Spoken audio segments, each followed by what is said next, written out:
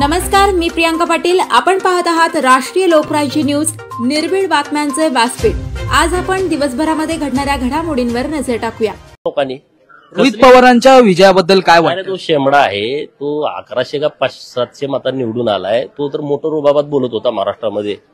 आता माझ्यावर बोलताना म्हणायचं की मागच्या दाराला तू काय रे, मी 40,000 मतांनी निवडून आलो.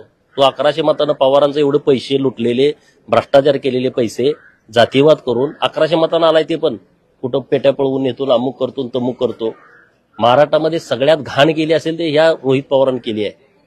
सोशल मीडियामध्ये टीम ठेवणं, लोकांना टार्गेट करणं, त्यांच्यावरती चिखलफेक करणं, टीका करणं.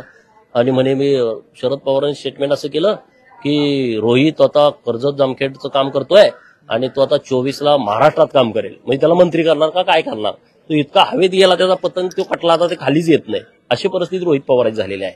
ही घाण आहे. शरद पवारांचं पुढचं सुधारित व्हर्जन आहे.